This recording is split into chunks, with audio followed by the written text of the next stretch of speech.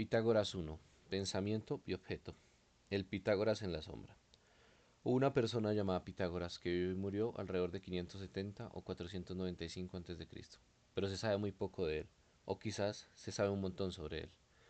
Pero la mayor parte es seguramente falsa, porque el rastro documental está repleto de contradicciones. Combina lo sublime, lo ridículo, lo increíble y lo simplemente estrafalario. Se dijo que Pitágoras era el hijo de Apolo, que tenía un muslo de oro y que brillaba. Quizá defendía el vegetarianismo y quizá no. Entre sus dichos más notorios está el mandato de no comer alubias, porque las alubias tienen alma. Sin embargo, varias fuentes cercanas en el tiempo niegan de manera explícita que dijera o creyera nada parecido.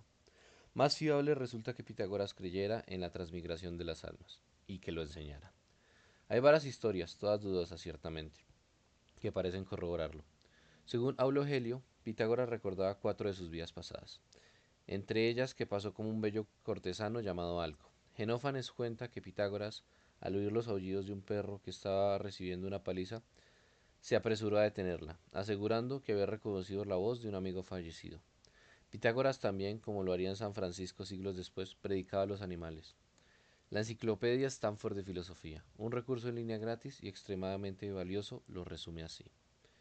La imagen moderna y popular de Pitágoras es la de un maestro de las matemáticas y la ciencia. Las evidencias cercanas a su época muestran, sin embargo, que aunque Pitágoras fue famoso en sus días e incluso 150 años después, en la época de Platón y Aristóteles, no era en la matemática ni en la ciencia en lo que se basaba su fama. Pitágoras era famoso como experto en el destino del alma después de la muerte, que enseñaba el alma inmortal y pasaba por una serie de reencarnaciones, como experto en el ritual religioso, como un remedio milagroso que tenía un muslo de oro y podía estar en dos sitios a la vez, como fundador de un estilo de vida estricto que preconizaba restricciones dietéticas y una autodisciplina rigurosa. Unas cuantas cosas parecen claras. El Pitágoras histórico nació en una isla griega de Samos, viajó mucho y se convirtió en el inspirador y fundador de un movimiento religioso inusual. Su culto floreció brevemente en Crotona, sur de Italia, y desarrolló sucursales en otros lugares antes de ser reprimido en todas partes. Los pitagóricos formaban sus sociedades secretas, y en ellas se centraba la vida de los iniciados. Estas comunidades, que incluían tanto hombres como mujeres, proclamaban una especie de misticismo intelectual que a la mayoría de sus contemporáneos les parecía maravilloso, pero extraño y amenazador. Su visión del mundo se centraba en la veneración de los números y en la armonía musical, que según ellos reflejaba la estructura profunda de la realidad. Como veremos, algo de razón tenían. El Pitágoras real. Aquí está de nuevo la enciclopedia Stanford. La imagen de Pitágoras que emerge de las evidencias no es por tanto la de un matemático, que ofrecía demostraciones rigurosas, ni la de un científico, que hiciera experimentos para descubrir la naturaleza del mundo natural, sino más bien la de alguien que dio un significado especial y asignó una prominencia especial a las relaciones matemáticas que circulaban ampliamente. Bertrand Russell fue el más sucinto, una combinación de Einstein y Mary Baker Eddy. Para los estudiosos de la biografía factual, uno de los mayores problemas es que los seguidores posteriores de Pitágoras atribuyeron sus ideas al propio Pitágoras. De esa forma, esperaban revestir sus ideas de autoridad y a la vez, reforzando la autoridad de Pitágoras, promover su comunidad, que había sido fundada por él. De esta forma, unos magníficos descubrieron en diferentes campos de las matemáticas, la física y la música, así como un inspirador misticismo, una filosofía seminal y una moralidad pura, fueron todos representados como el legado de una sola figura, casi divina. Esa figura formidable es para nosotros el Pitágoras real. No es del todo inadecuado atribuir al histórico Pitágoras en la sombra algún mérito del Pitágoras real, porque los grandes logros del segundo en matemáticas y ciencias surgieron de la forma de vida en que el primero inspiró y de la comunidad que fundó. Los lectores inclinados a ello pueden trazar paralelos con las diferentes carreras en la vida y después de ella de otras grandes figuras religiosas. Gracias a Rafael sabemos qué aspecto tenía el Pitágoras real. En la lámina B se representa profundamente concentrado en escribir un gran libro y rodeado de admiradores. Todas las cosas son número. Es difícil distinguir lo que está escribiendo Pitágoras, pero me gusta fantasear que es alguna versión de su credo más fundamental. Todas las cosas son número. También es difícil saber, a tanta distancia en el tiempo y el espacio, qué es exactamente lo que Pitágoras quería decir con eso. Así que tenemos que usar la imaginación. El teorema de Pitágoras. Para empezar, Pitágoras estaba poderosamente impresionado por el teorema de Pitágoras, tanto que cuando lo descubrió, en un notable desliz de su vegetarianismo, ofreció Hecatombe, el sacrificio ritual de 100 bueyes, seguido de una fiesta a las musas a modo de agradecimiento. ¿A qué tanto alboroto? Teorema de Pitágoras es una afirmación sobre los triángulos rectángulos, es decir, triángulos que contienen un ángulo de 90 grados, o en otras palabras, una esquina de un cuadrado. El teorema dice que, si levantas cuadrados sobre tres lados del triángulo, la suma de las áreas de los dos cuadrados pequeños equivale al área del cuadrado más grande. Un ejemplo clásico es el triángulo rectángulo de 3, 4 y 5, que se muestra en la figura 1. Figura 1, triángulo rectángulo 3, 4 y 5. Un caso simple del teorema de Pitágoras. Las áreas de los dos cuadrados pequeños son 3 al cuadrado igual 9 y 4 al cuadrado igual 16. Como podemos ver, en el espíritu pitagórico, contando las subunidades, el área al cuadrado mayor es 5 a la 2, 25, y verificamos que 9 más 16 es igual a 25. El teorema de Pitágoras ahora nos resulta familiar a la mayoría de gente, aunque solo sea como un vago recuerdo de las clases de geometría del colegio. Pero si escuchas su mensaje, como si volvieras a empezar, con los oídos de Pitágoras, por decirlo así, te das cuenta de que lo que dice es totalmente deslumbrante. Te dice que la geometría de los objetos incorpora relaciones numéricas ocultas. Te dice en otras palabras que el número describe, si no todas las cosas, al menos sí algo muy importante sobre la realidad física. En concreto los tamaños y las formas que los objetos moran en ella. Más tarde, en esta reflexión trataremos con unos conceptos mucho más avanzados y sofisticados, y tendré que recurrir a metáforas y analogías para transmitir su significado. La alegría especial que uno encuentra en el pensamiento matemático preciso, cuando los conceptos definidos con nitidez encajan juntos a la perfección, se pierde con la traducción. Pero aquí tenemos la oportunidad de experimentar esa alegría especial. Parte de la magia del teorema de Pitágoras es que uno puede mostrarlo con una preparación mínima. Las mejores demostraciones son inolvidables y su recuerdo perdura toda la vida.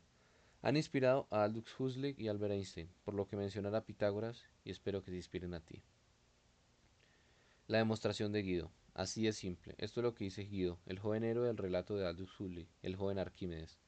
Cuando describe su demostración del teorema de Pitágoras, la demostración de Guido se basa en las formas representadas en la lámina C. El juguete de Guido. Expliquemos lo que Guido le resultaba obvio de un vistazo. Cada una de las dos imágenes contiene cuatro triángulos de colores que son iguales en una y otra. Todos los triángulos de colores son rectángulos y todos tienen el mismo tamaño. Digamos que el lado más pequeño tiene una longitud A, el de tamaño intermedio B y el más largo la hipotenusa C.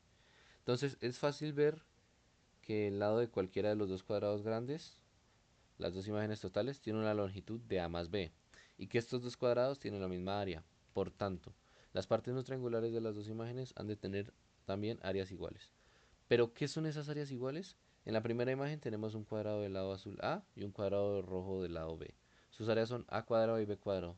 Si su área combinada es A cuadrado y B cuadrado, en la segunda imagen tenemos un cuadrado de gris del lado C, su área C cuadrado. Recordando el párrafo anterior, concluimos que A cuadrado más B cuadrado es igual a C cuadrado, que es el teorema de Pitágoras. La demostración de Einstein. En sus notas autobibliográficas, Einstein recuerda: recuerdo que un tío me habló del teorema de Pitágoras antes de que el cuadernillo de geometría sagrada cayera en mis manos. Tras mucho esfuerzo conseguí demostrar el teorema basándome en triángulos similares. Al hacerlo me pareció evidente que las relaciones de los lados de los triángulos rectángulos tendrían que venir determinadas por uno de sus ángulos agudos. No hay realmente suficiente detalle de ese recuento para reconstruir la demostración de Einstein con certeza, pero aquí en la figura 2 presento mi mejor conjetura. Esta conjetura merece ser cierta, porque es la demostración más simple y más bella del teorema de Pitágoras. En particular, esta demostración clarifica de manera brillante por qué son los cuadrados de las longitudes los que están implicados en el teorema. Una joya pulida. Empezamos con la observación de que los triángulos rectángulos que tienen un ángulo común son similares entre sí, en el sentido preciso de que puedes transformar uno en otro sin más que cambiar la escala, aumentarlo o encogerlo. También si cambiamos la escala del triángulo por un factor, entonces cambiamos su área por el cuadrado de ese factor. Figura 2. Una reconstrucción plausible de la demostración de Einstein a partir de sus notas autobibliográficas.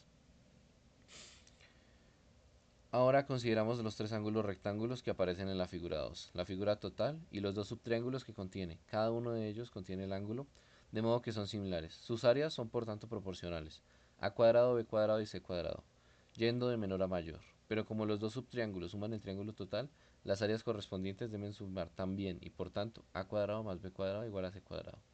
El teorema de Pitágoras salta de repente. Una bella ironía. Supone una bella ironía que el teorema de Pitágoras se puede usar para socavar su propia doctrina de que todas las cosas son número. Ese resultado escandaloso es el único resultado de la escuela pitagórica, que no se atribuyó a Pitágoras, sino a su pupilo Hipaso. Poco después de su descubrimiento, Hipaso se ahogó en el mar. Si su muerte debe atribuirse a la ira de los dioses o a la de los pitagóricos es objeto de debate. El razonamiento de Hipaso es muy inteligente, pero no demasiado complicado. Demos un paseo por él. Consideremos un triángulo rectángulo isósceles, es decir, con los dos catetos iguales. En otras palabras, A igual a B. El teorema de Pitágoras nos dice que 2 por A cuadrado es igual a C cuadrado. Ahora, supongamos que las longitudes de A y C son números enteros. Si todas las cosas son números, más vale que lo sean, pero hallaremos que eso es imposible. Si tanto A como C son números pares, podemos considerar un triángulo similar de la mitad del tamaño. Y podemos seguir reduciéndolo hasta que alcanzamos un triángulo donde al menos uno de los dos AC es impar. Pero sea cual sea nuestra elección, llegamos a una contradicción. Primero, supongamos que C es impar, entonces también lo de C cuadrado. Pero 2 por A cuadrado es igual a C cuadrado. Es obviamente par, puesto que contiene un factor de 2. De modo que no podemos tener 2 por A cuadrado igual a C cuadrado, como nos dice el teorema de Pitágoras. Contradicción. Alternativamente, supongamos que C es par, digamos C es igual a 2 por P, entonces C cuadrado es igual a 4 por P cuadrado. Entonces el teorema de Pitágoras nos dice, después de dividir ambos lados de la ecuación por 2, que A cuadrado es igual a 2 por P cuadrado y por tanto A no puede ser impar, por el mismo razonamiento que antes, contradicción. Así que todas las cosas no pueden ser números enteros. Después de todo, no puede haber un átomo de longitud tal que todas las posibles longitudes sean múltiplos enteros de ese átomo. A los pitagóricos no parece haberse ocurrido que se puede extraer una conclusión diferente, salvando así el todas las cosas son número. Después de todo, se puede imaginar un mundo en el que el espacio se construye a partir de muchos átomos idénticos. De hecho, mis amigos Ed Franklin y Stephen Wolfram defienden los modelos de nuestro mundo basados en autómatas celulares, que tienen exactamente esa propiedad, y la pantalla de tu ordenador, basada en átomos de luz a los que llamamos píxeles. Demuestra un mundo así puede ser realista, lógicamente. La conclusión correcta que debe extraerse es que en ese mundo no se pueden construir triángulos rectos isósceles exactos. Algo tiene que ir ligeramente mal. O bien el ángulo recto no tiene exactamente 90 grados, o bien los lados cortos no son exactamente iguales. O, como en la pantalla del ordenador, los lados de los triángulos no serán exactamente rectos. Esta no es la opción que eligieron los matemáticos griegos. En su lugar consideraron la geometría en su forma continua más atractiva, en donde permitimos coexistir los ángulos rectos exactos y la igualdad exacta de los lados. Esta es también la opción que se ha demostrado más fructífera para la física, como aprendemos de Newton. Para hacerlo tuvieron que dar prioridad a la geometría sobre la aritmética, porque como hemos visto, los números enteros son inadecuados para describir el uso de las figuras geométricas más simples. Así que abandonaron la letra, aunque no el espíritu, de todas las cosas son número. Pensamiento y objeto. Porque la verdadera esencia del credo de Pitágoras no es la afirmación literal de que el mundo debe encarnar números enteros, sino la convicción optimista de que el mundo debería encarnar conceptos bellos. La elección por la que Paso pagó con su vida es que debemos estar dispuestos a aprender de la naturaleza cuáles son esos conceptos. En esta empresa, la humildad es obligatoria. La geometría no es menos bella que la aritmética. De hecho, resulta apropiada de una forma más natural para nuestros cerebros altamente visuales. Y la mayoría de la gente la prefiere. Y la geometría no es menos conceptual, ni un mundo de la mente menos puro que la aritmética. Gran parte de la matemática de los antiguos griegos, epitomizada por los elementos de Euclides, se dedicó a demostrar exactamente que eso, que la geometría es un sistema de la lógica. A medida que progresemos en nuestra reflexión, hallaremos que la naturaleza es inventiva en su lenguaje. La naturaleza amplía nuestra imaginación, con nuevos tipos de números, nuevos tipos de geometría e incluso, en el mundo cuántico, nuevos tipos de lógica.